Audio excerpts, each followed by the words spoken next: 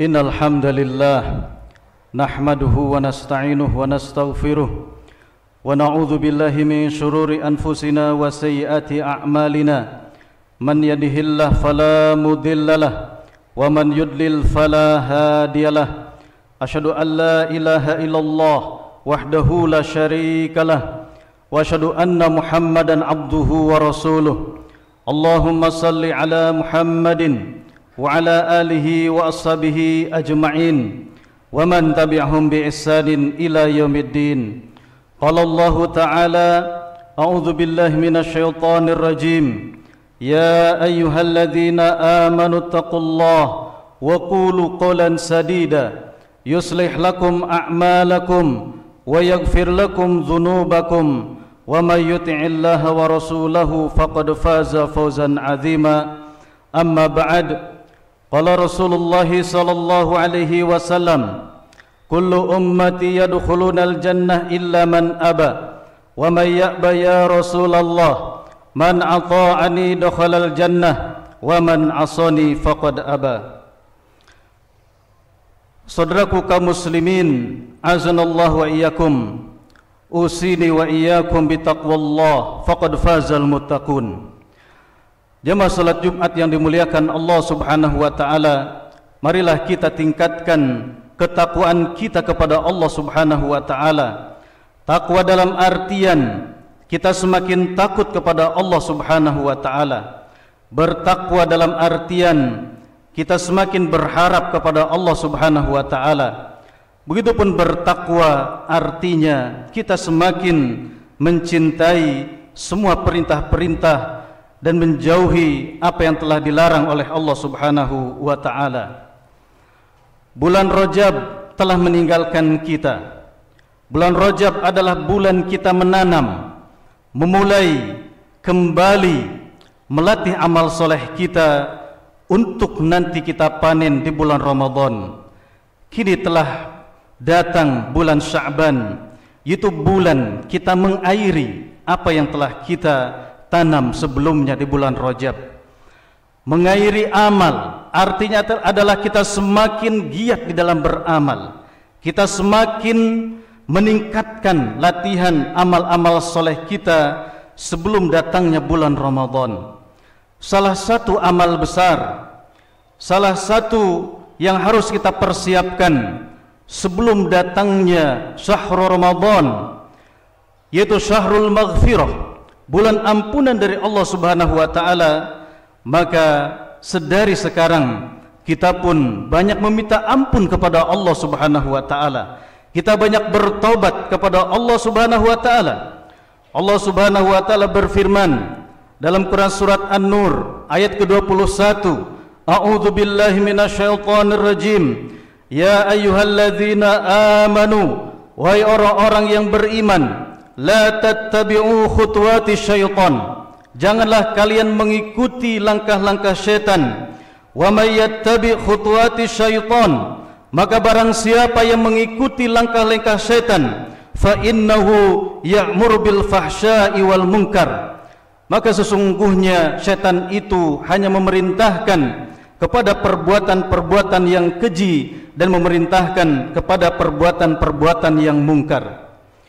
Walaula fadlullahi alaikum wa rahmatuhu, dan kalaulah bukan fadl, karunia, pertolongan dari Allah Subhanahu wa taala atas kalian dan rahmatnya dari Allah Subhanahu wa taala atas kalian, ma zaka minkum min ahadin abada, satu pun tidak ada di antara kalian ini selamanya yang bisa selamat dari jeratan tipu daya, dari kemungkaran dan ajakan perbuatan fahsya dari setan tersebut. Ini adalah karunia dari Allah Subhanahu wa taala, yaitu ketika seorang hamba dikaruniakan kesucian diri, mengaku atas semua perbuatan-perbuatan dosa, kemaksiatan di sisi Allah Subhanahu wa taala, kemudian bertobat kepada Allah Subhanahu wa taala. Walakinallaha yuzaki may yasha, akan tetapi dialah Allah Subhanahu wa taala yang menghendaki siapa di antara hambanya yang disucikannya, yaitu hamba yang diberikan taufik oleh Allah Subhanahu wa taala, digerakkan hatinya, diberikan kemampuan, diberikan kemauan untuk bertaubat, untuk membanyak istighfar kepada Allah Subhanahu wa taala. Wallahu sami'un alim, dan dialah Allah Subhanahu wa taala yang maha mendengar, dan dialah Allah Subhanahu wa taala yang maha mengetahui. Jemaah salat Jumat yang dimuliakan Allah Subhanahu wa taala, Rasulullah sallallahu alaihi wasallam bersabda, "Kullu ibni Adam khata'un." Kita semua anak cucu Adam itu memiliki kesalahan, memiliki dosa. Wa khairu khata'ina, dan sebaik-baik orang yang memiliki kesalahan ataupun dosa-dosa adalah mereka yang at-tawwabun, yaitu mereka yang segera bertaubat kepada Allah Subhanahu wa taala. Karena ketika kita melatih taubat kita dari sekarang, kita melatih istighfar kita mulai dari hari ini, dan ketika nanti kita berjumpa dengan bulan Ramadan, maka Allah Subhanahu wa taala akan memberikan kemudahan-kemudahan kepada kita di dalam melaksanakan ibadah ketaatan kepada Allah Subhanahu wa taala. Karena pada hakikatnya ketaatan kepada Allah Subhanahu wa taala itulah perkara ataupun kunci yang akan memudahkan semua urusan-urusan kita, baik urusan duniawi begitupun urusan akhirat. Kuncinya adalah ketaatan kepada Allah. Sedangkan kemaksiatan yang kita kerjakan, yang kita lakukan, ini adalah sumber kesulitan di dalam kehidupan kita. Begitupun nanti di akhirat kita, ketika kemaksiatan ini ataupun dosa tidak kita tutup dengan taubatan nasuha di dunia ini kepada Allah Subhanahu wa taala. Rasulullah sallallahu alaihi wasallam bersabda, "Man taraka syai'an lillah." Barang siapa yang meninggalkan sesuatu karena Allah, meninggalkan perkara-perkara yang haram, perkara-perkara yang dilarang di dalam agama, awwahadallahu khairum minhu, maka Allah Subhanahu wa taala akan menggantinya, akan menggaransinya dengan sesuatu yang lebih baik di sisi Allah Subhanahu wa taala. Kemaksiatan akan menyulitkan, dosa-dosa akan menyulitkan, sedangkan ketaatan kepada Allah akan memudahkan semua urusan kita. Begitupun di dalam sabda Rasulullah sallallahu alaihi wasallam yang lain, "Innal 'abda la yuhramur rizqa bidzanbi yusibuhu." Tidaklah seorang hamba disulitkan rizkinya, disulitkan urusannya, ini penyebabnya adalah dosa yang diperbuatnya. Di dalam hadis yang lain, Rasulullah sallallahu alaihi wasallam pun menjelaskan, "Innal hajarul aswada nazala minal jannati ashadda bayadan minats thalji wal barad fama sawadahu illa khataya bani Adam." Pada awalnya hajar aswad yang ketika kita bertawaf, memulai tawaf dari titik itu, asalnya adalah batu yang diturunkan dari surga dengan warna yang sangat putih bersih, lebih putih daripada salju, lebih putih daripada susu. Akan tetapi kenapa sekarang namanya sesuai dengan namanya, yaitu hajarun aswadun, yaitu batu yang hitam? Ini disebabkan khotoya bani Adam, disebabkan kesalahan ataupun dosa-dosa anak cucu Adam. Begitupun jamaah yang dimuliakan Allah Subhanahu wa taala, di dalam hadis yang lain, hadis riwayat Muslim, Rasulullah sallallahu alaihi wasallam bersabda, "Laula banu Israila lam yakhbuthit ta'am wa lam yakhnazil laham." Di dalam kamus iman dahulu tidak dikenal dalam kehidupan manusia orang-orang yang beriman, makanan itu mengenal yang namanya basi. Kemudian daging itu tidak dikenal adanya yang namanya busuk. Kalaulah bukan karena ulah Bani Israel yang dahulu mereka melanggar apa yang telah diharamkan oleh Allah Subhanahu wa taala, maka makanan itu tidak ada yang basi, begitupun daging itu tidak ada yang busuk. Inilah beratnya kemaksiatan. selain yang dihukum adalah pelakunya, personal hamba Allah Subhanahu wa taala. Ketika kita mengangkat kedua tangan berdoa, tidak ada rasa takut, tidak mencucurkannya kedua mata kita, yaitu air mata penyesalan. Kemudian ketika kita tidak merasakan sedang bermunajat kepada Allah Subhanahu wa taala, zikir kita, kemudian bacaan-bacaan Al-Qur'an kita terasa kering, itulah hukuman dari Allah Subhanahu wa taala atas kemaksiatan ataupun dosa-dosa yang kita kerjakan. Dan lebih luas lagi, kemaksiatan bisa merubah, kemudian bisa menghancurkan keseimbangan yang ada di dalam kehidupan manusia itu sendiri. Kaum muslimin yang dimuliakan Allah Subhanahu wa taala, semoga kita dan keluarga kita dijaga oleh Allah Subhanahu wa taala dari perbuatan-perbuatan dosa ataupun kemaksiatan. Dan tadi di dalam sabda Rasulullah sallallahu alaihi wasallam, pada dasarnya kita tidak mungkin terlepas dari perbuatan dosa, akan tetapi semoga di spirit bulan Sya'ban ini kita memperbanyak taubat, kita memperbanyak istighfar kepada Allah Subhanahu wa taala untuk urusan-urusan kita agar dimudahkan ke depannya oleh Allah Subhanahu wa taala, untuk urusan ibadah agama kita, akhirat kita, juga untuk urusan dunia-dunia kita. Aqulu qouli hadza astaghfirullah li wa lakum wa lisairil muslimin fastaghfiruh innahu huwal ghafurur rahim.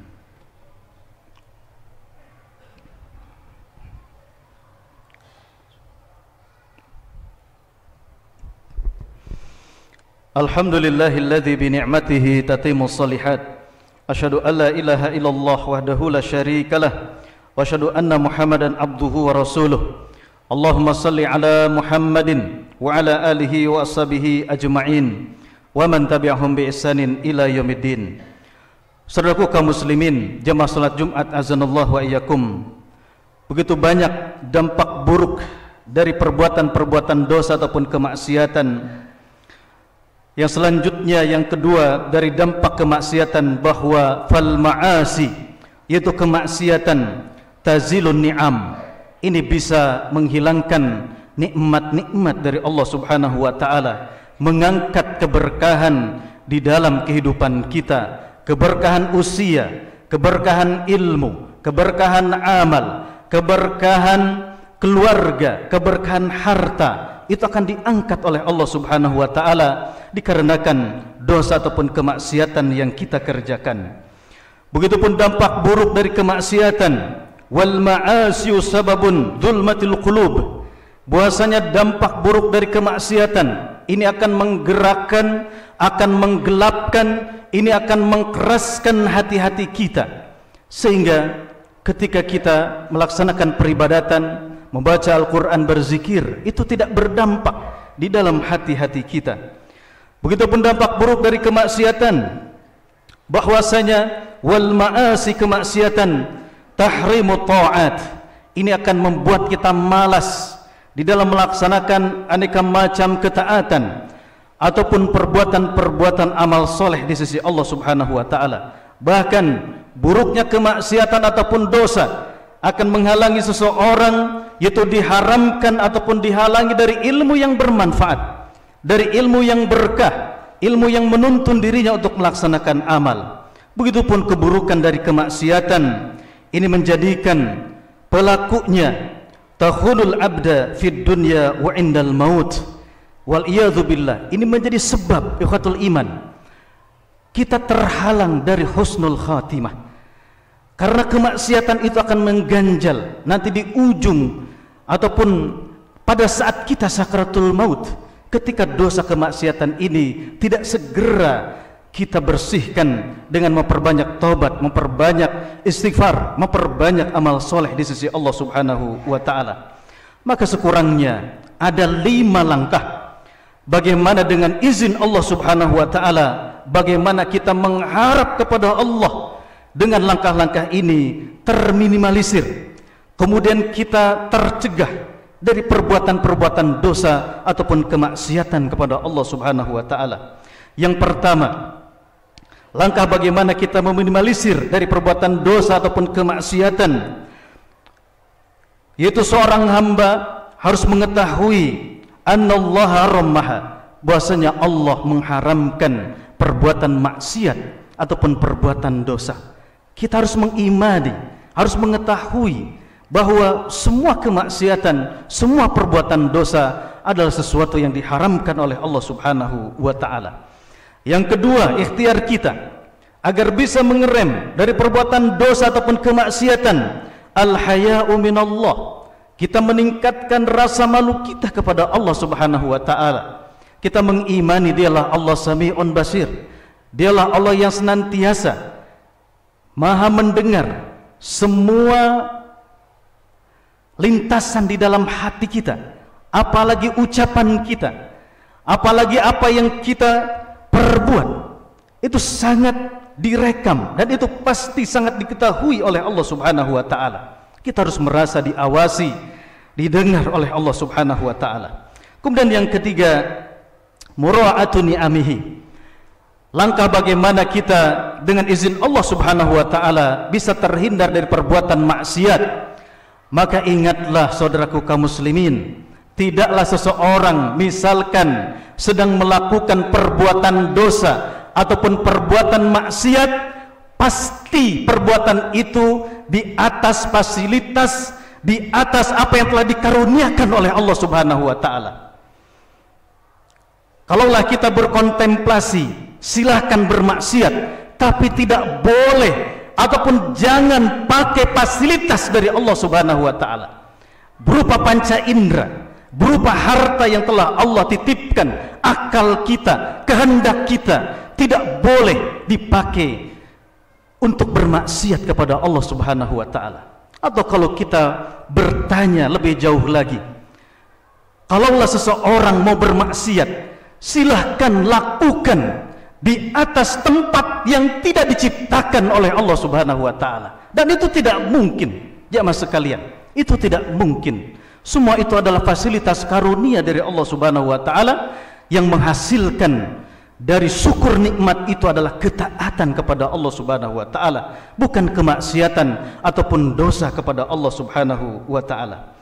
Kemudian yang keempat, jamaah yang dimuliakan Allah Subhanahu wa taala, khaufullah. Kita tingkatkan rasa takut kita kepada Allah. Kemudian yang terakhir adalah mahabbatullah. Kita tingkatkan rasa cinta kita kepada Allah, karena orang-orang yang beriman asyaddu hubban lillah, mereka kecintaan terbesarnya adalah kepada Allah Subhanahu wa taala, cinta kepada ketaatannya, cinta kepada perintah-perintahnya. Sebagai penutup, jamaah yang dimuliakan Allah Subhanahu wa taala, seorang sahabat yang mulia, Ali bin Abi Thalib radhiyallahu an, beliau mengatakan, "Ma nazala biqaumin bala'an." Tidaklah pada satu kaum turun satu bala bencana illa bidzanbin, melainkan disebabkan perbuatan dosanya. Wa ma rufi'a anhum illa bitaubatin, dan tidaklah satu bencana keburukan-keburukan dihilangkan pada satu kaum, pada satu masyarakat, pada satu pribadi, melainkan dikarenakan taubat mereka kepada Allah Subhanahu wa taala. Maksiat menyusahkan, ketaatan memudahkan. Innallaha wa malaikatahu yusalluna 'alan nabi ya ayyuhalladzina amanu shallu 'alaihi wa sallimu taslima. Allahumma shalli 'ala Muhammad wa 'ala ali Muhammad kama shallaita 'ala Ibrahim wa 'ala ali Ibrahim innaka Hamidum Majid. Wa barik 'ala Muhammad wa 'ala ali Muhammad kama barakta 'ala Ibrahim wa 'ala ali Ibrahim fil 'alamin innaka Hamidum Majid. Allahumma ighfir lil muslimina wal muslimat, mu'minina wal mu'minat, al ahya'i minhum wal amwat bi rahmatika ya arhamar rahimin. Allahumma ighfir lana wa li walidayna warhamhuma kama rabbayana shighara. Allahumma a'inna ala dzikrika wa syukrika wa husni ibadatik. Allahumma inna nas'aluka ilman nafi'an wa rizqan tayyiban wa amalan mutaqabbala. Allahumma a'inna ala dzikrika wa syukrika wa husni ibadatik. Allahumma rabbana atina fid dunya hasanah wa fil akhirati hasanah wa qina adzabannar. Wa sallallahu ala nabiyyina Muhammadin walhamdulillahi rabbil alamin.